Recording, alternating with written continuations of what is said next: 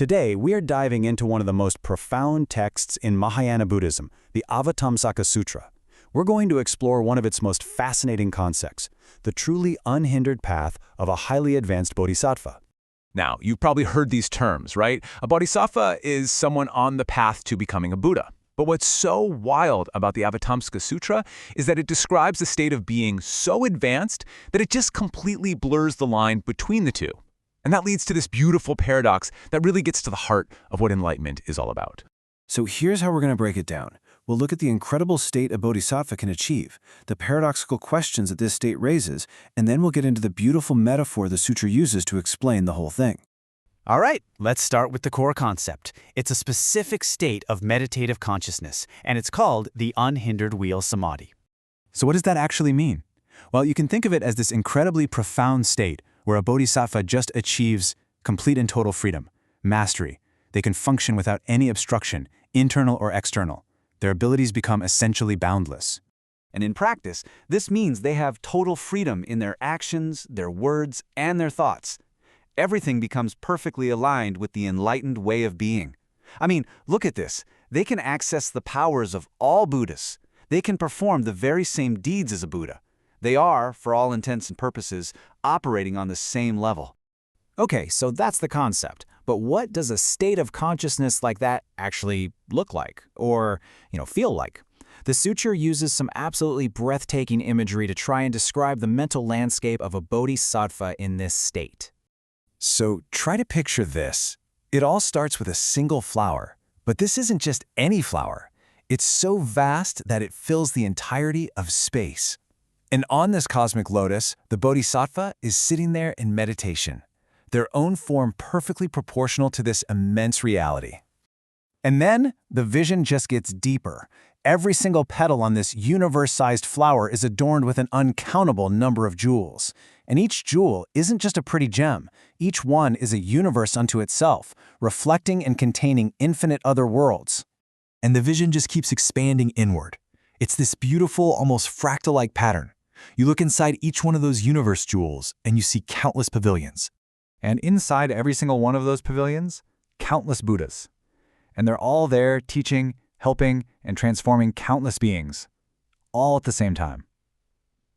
It's just this brilliant illustration of the core idea, right? That from a single moment of enlightened consciousness, an infinite reality of teaching and compassion unfolds. It's truly a mind-bending idea. So if a bodhisattva can experience a reality like that, and possess such unhindered power, well, it naturally leads to a really critical question. And this is the central paradox, and it's actually voiced in the sutra by another great bodhisattva. The question is simple. If they've attained qualities identical to all Buddhas, why aren't they just called a Buddha? I mean, if they can walk like a Buddha, talk like a Buddha, and act like a Buddha, what's the difference? And this slide really lays out that tension perfectly. On one hand, they have access to all the final qualities of a Buddha, the powers, the knowledge, they can dwell with Buddhas as an equal. But on the other hand, they are consciously, purposefully choosing to continue the practices of a bodhisattva without rest. So the big question is, why? Why continue the journey when you've already arrived at the destination?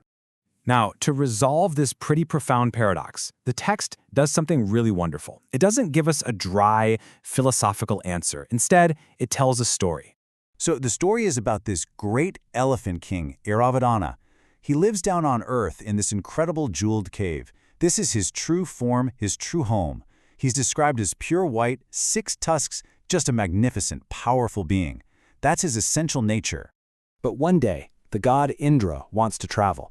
And the Elephant King senses this need. He knows there's a higher purpose to serve. And so, he just vanishes from his home on Earth.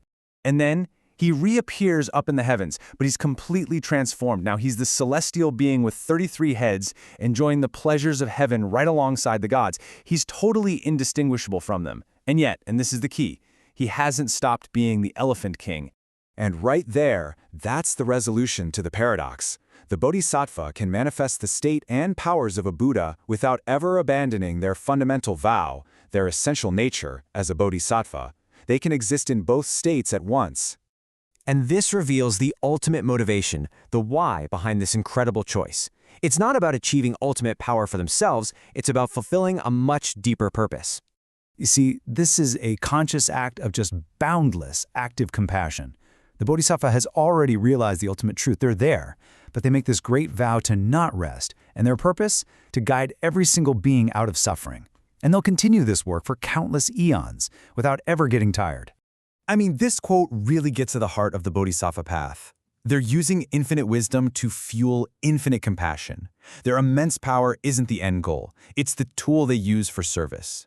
They achieve the absolute highest state only to turn right back around and offer a hand to everyone else. So the sutra leaves us with this really profound thought to chew on. When ultimate freedom is finally achieved, what do you do with it? Maybe the most noble, most powerful choice of all is to commit yourself endlessly and without weariness to the freedom of others.